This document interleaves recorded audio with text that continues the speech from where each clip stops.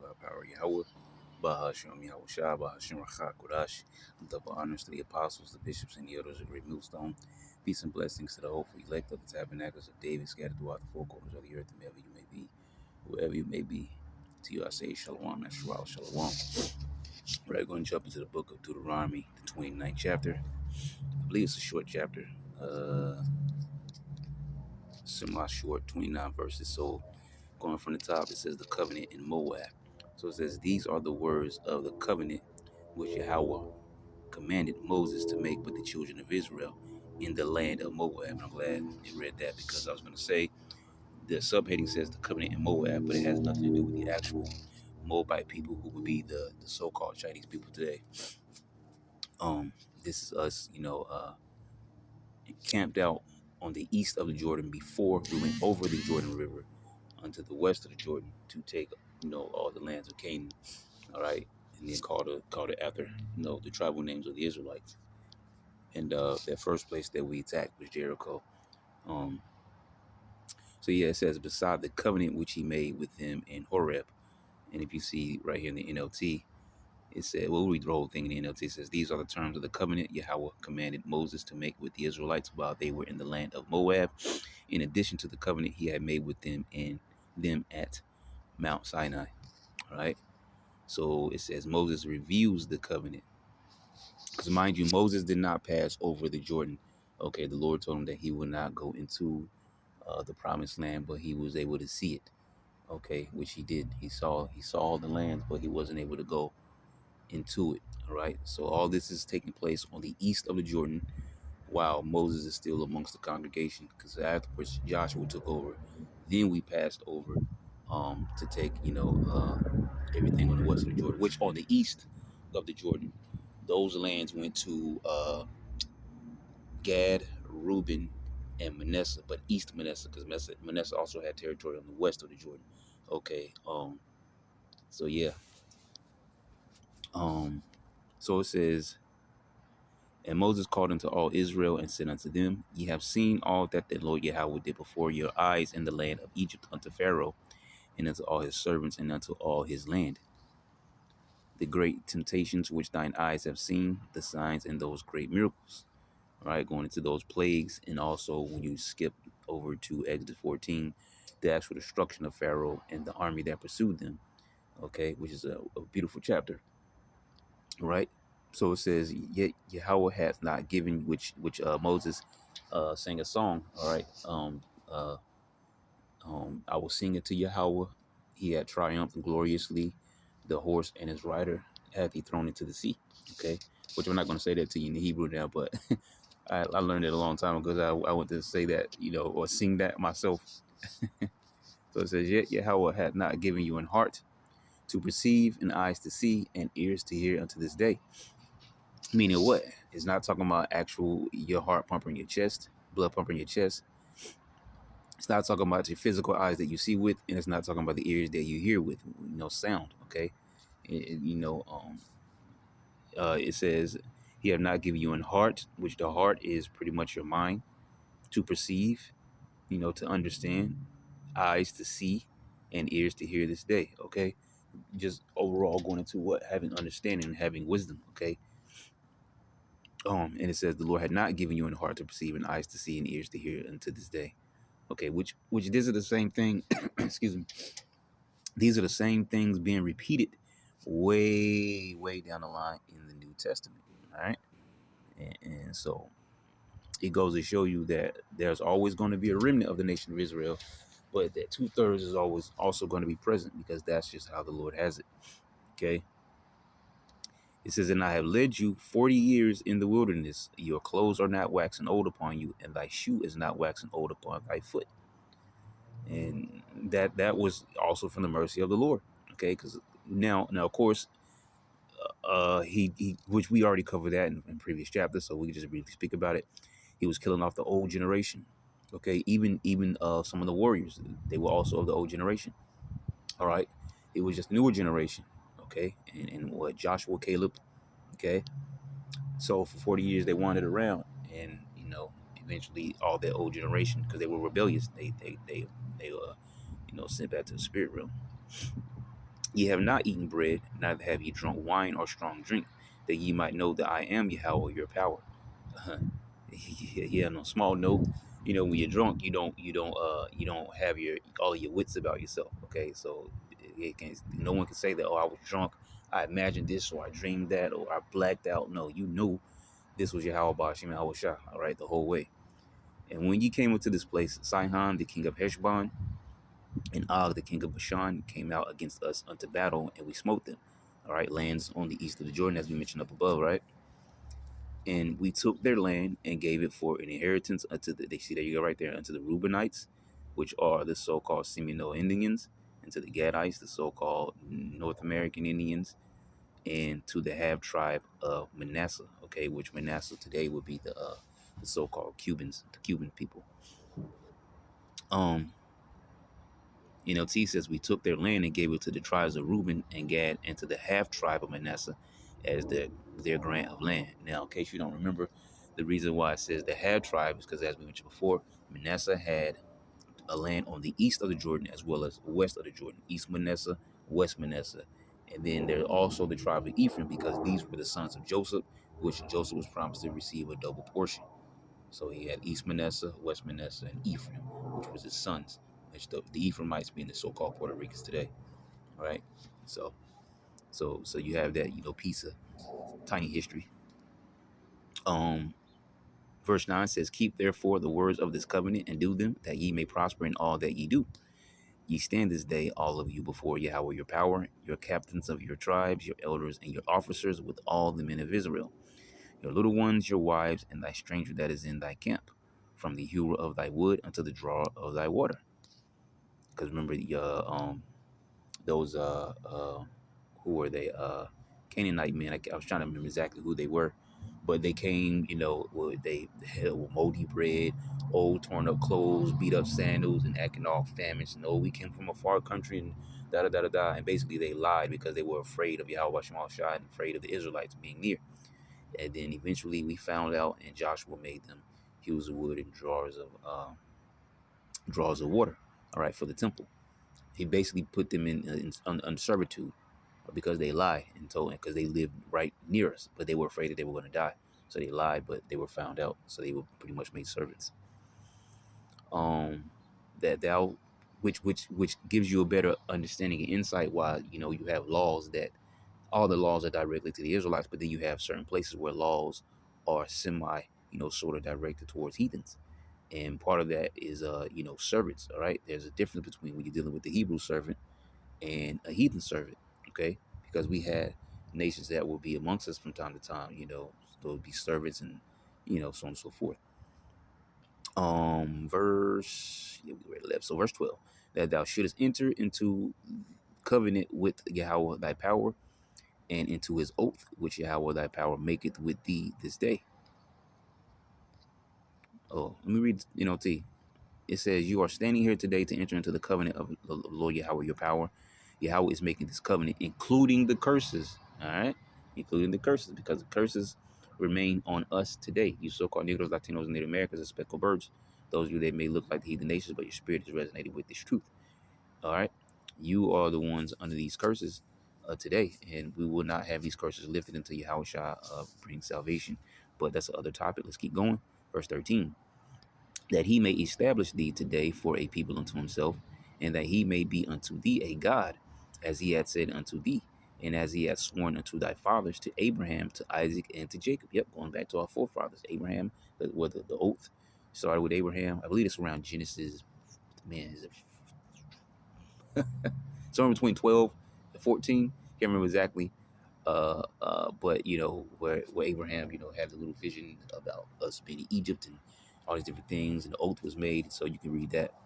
But yeah, starting with Abraham, and we know Abraham had multiple sons and a servant also, that all were supposed candidates. Well, right, actually, not even the sons of Keturah were given candidates, so they were out the picture. But then you had Ishmael and his servant, and both of them are written out through the scriptures.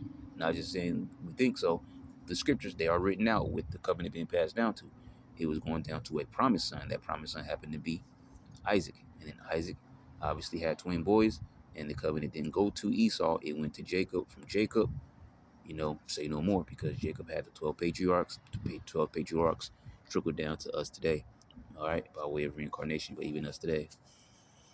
So neither with you only do I make this covenant and this oath, but with them, but with him that standeth here with us this day before the Lord Yahweh our power, and also with him that is not here with us this day. Now, what is he saying here? All right, it's not talking about I'm not also making this covenant with heathens. All right, this is also said about Israelites. All right, because there's often times in scripture we talk about foreigners or strangers, those Israelites that came to live amongst the bigger community of Israelites, but also for future tenses, those of us that come from the same lineage, the same bloodline. All right. Um, I think I might have to move here. Let me see what they're gonna do. Okay. Okay, he's going over there to do some work. All right, so we cool. So it says, I am verse 15 NLT. I am making this covenant both with you who stand there here today in the presence of the Lord Yahweh our power, and also with the future generations. I don't know if I can light it up. There you go, future generations. All right, so no one can say that this is talking about the heathens, man, because the Lord is not dealing with the heathens. Future generations. All right, in the same. As a matter of fact, let's get the verse 15 from the NLT side to see if we can pull up generations if it comes up. All right, because words like posterity or like that actually doesn't actually show here. Um, Making sure I'm not overlooking it. Okay, so it doesn't show here. Let me pull up the. Well, I guess the KJV side is not gonna be any better because it doesn't even have the word generations here. But still, just reading it, as we just did, is straightforward. Future generations of many other Israelites of this lineage, which, no pun intended, but Israelites. All right. Um, So yeah, verse 16. For ye know how we have dealt. Sorry. For ye know how we have dwelt in the land of Egypt, and how we came through the nations which ye passed by. Ye have seen their abominations and their idols, wood and stone, silver and gold, which were among them. Lest there should be among you man or woman or family or tribe whose heart turneth away this day from Yahweh our power. So this message once again to the Israelites only, to go and serve the gods of these nations. Because mind you, we came out of Egypt, so there's probably bad habits that they may have picked up from out of Egypt. Okay, things that they know they picked up out of Egypt from being there for 400 plus years, and then passed through these other lands. They saw, because we were commanded to break down their idols and their altars and things of that nature and burn them with fire. But these are things that we saw, and some of them might have actually picked up on these things. All right, so this is once again a reiteration. All right, a reminder. So it says, "Whose heart turneth away this day from Yahweh our power to go and serve the gods of these nations, lest there should be among you a root that beareth gall and wormwood." Now in the NLT it says, "So that no root among you bears bitter and poisonous fruit." Um, and because real quick on side note, the scriptures tell us about the laws, all right, in Deuteronomy 4, to teach them to your sons and your sons' sons. Okay, so if you're teaching the law to your sons and your sons' sons as commanded, then I mean that's straightforward, nothing else to talk about. But what happens when you start to teach your sons and your sons' sons about things pertaining to idols of these heathen nations, so on and so forth? You're not only violating the first covenant, which is not to serve other gods other than Yahweh Bashim Al Shah, but then you're further going off because you're activating yourself to other things that the Lord has not commanded us to deal with. All right, commanded us to stay away from. Um, Wait, did I skip? Yeah, verse 19 says, and it come to pass when he heard the words of this curse that he blessed himself in his heart, saying, I shall have peace, though I walk in the imagination of mine heart, to add drunkenness to thirst. Now, let's read this in the NLT to get a better understanding. It says, those who hear the warnings of this curse should not congratulate themselves, thinking I am safe, even though I am following the desires of my own stubborn heart. This will lead to utter ruin. You see? And that's exactly what would happen. You go off serving these, and beautiful, because that ties in with other parts of the law. But what I was about to say, you're going off on these things, and then you're thinking that you're good. But the scriptures tell you, if you have it could be your best friend. if they come to you and try to have you serve one of these false gods, these idols or whatever, you have to report that person. That person will be stoned, and you will be the one to cast the first stone. Right? So verse, did I read all of it? Yeah, I think I did. Yep. And this would lead to other room. So verse 20, then Yahweh will never pardon such people. Instead, his anger and jealousy will burn against them. All the curses written in this book will come down on them, and Yahweh will erase their names from under heaven. See?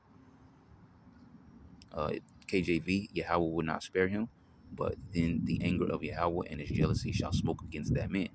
And all the curses that are written in this book shall lie upon him, and Yahweh shall blot out his name from under heaven. And Yahweh shall separate him unto evil out of all the tribes of Israel, according to all the curses of the covenant that are written in this book of the law.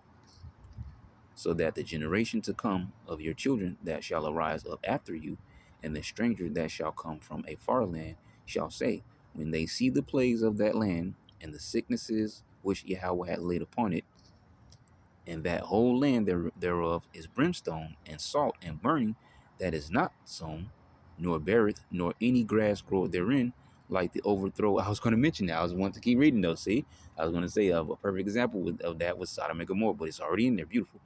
Overthrow of Sodom and Gomorrah, Admah and Zeboim, which Yahweh overthrew his anger and in his wrath. See? Even all nations shall say, wherefore hath the Lord Yahweh done thus unto this land? What meaneth the heat of this great anger? All right. Why is this destruction here? What is this fire about? What happened here? What's the meaning of all this?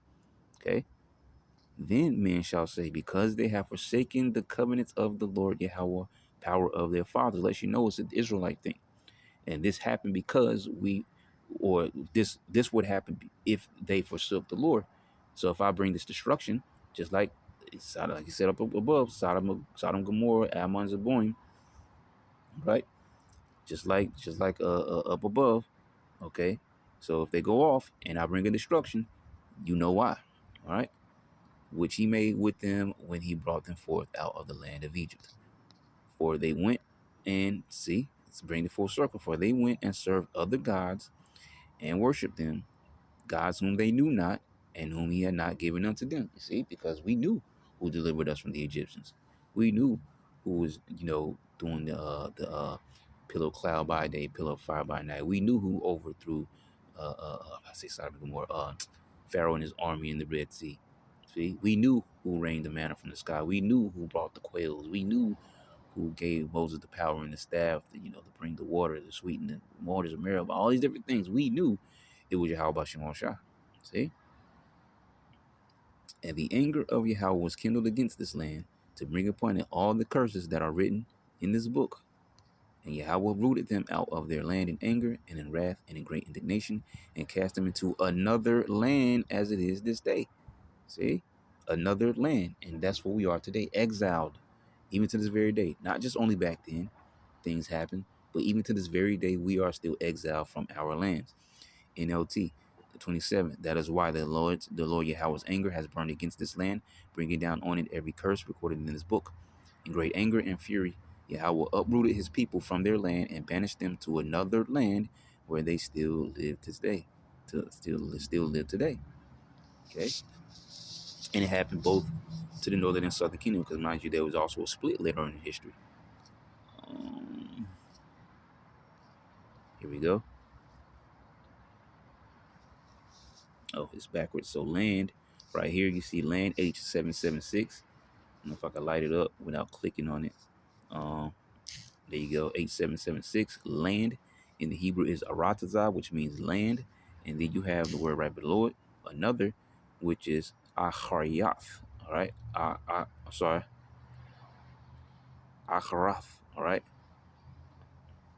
let me click it. Achar. All right, another. All right, other, because it says acharath and the other. I think I was reading the wrong word because there's nothing else there. So yeah, it's just another. So it would be the one below. So achar, all right, achar, aratazah, another land. Sound familiar?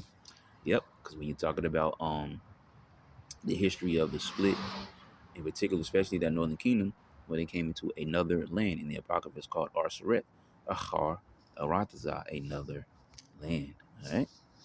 Matter of fact, I'm gonna light that one up in case we ever have to come back to the lime. Put the lime in the coconut. 29. All right. So it says, the secret things belong unto Yahweh, our power. What does it say in Amos 3? Surely the Lord will do nothing, but he revealed his secret unto his servants, the prophets. So the secret things belong to Yahweh, our power. But those things which are revealed belong to us and to our children forever, that we may do all the words of this law. See? So, I mean, straightforward. We can read the NLT. Yahweh, our power, has secrets known to no one. We are not accountable for them, but we and our children are accountable for forever for all that he has revealed to us, so that we may obey all the terms of these instructions, you see? And so once we gain knowledge and wisdom, understanding that we went off on board, we're now held accountable, which is what Yahushua talked about, that you no longer have to cloak for your sins. See? That was part of the message that he brought. And your redemption is through me for those that believe. All right? Which that's talked about also, a scripture we always pull out, John 3, that their deeds come to the light, that their deeds may be reproved. All right, well, there you go. That's the end of Deuteronomy 29 chapter. Very short chapter, very straightforward chapter. Lord willing, you will edify. Next thing Yashua is going to say shalom.